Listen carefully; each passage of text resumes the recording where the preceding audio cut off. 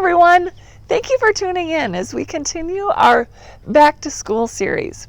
Last week I shared about mindsets and the importance of them as school approaches. Now this week I want to talk about setting boundaries. When I was in school, I had no boundaries. I let people treat me however they wanted. And I look back now and I see how setting boundaries would have helped me not only in that area, but in so many other areas. So boundaries are something that we have all over this world. I mean, stoplights are boundaries, telling you when you can go, when you need to stop. The white lines on the roads are boundaries, telling you where the road is and where it ends. And so boundaries are good things, and they're very important, or our world would be total chaos.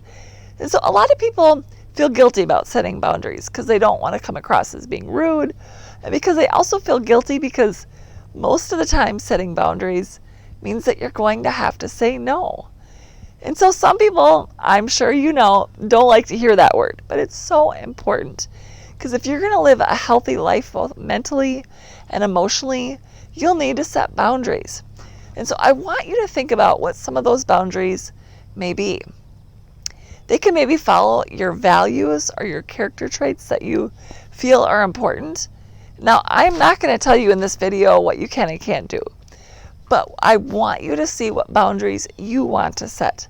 When I was in school, there was a lot of peer pressure. Friends that would pressure others to give into things that they thought were cool or fun. I'm sure you can see drinking, partying, drugs, lots of other things. But some students gave into this peer pressure and others stood their ground. And I was always so proud of those students that stood their ground and had those boundaries in place before they were pressured, so they knew what their answer would be and they stood their ground with it. I was definitely one that was influenced by peer pressure. If my friends said do it, I would. But I began to see that I had a lot of regrets in my life, and I wish I would have had those boundaries in place beforehand so I could have stood my ground. So where do you need to set boundaries for this school year? What values do you have? Where do you want to stand your ground when it comes to friendships?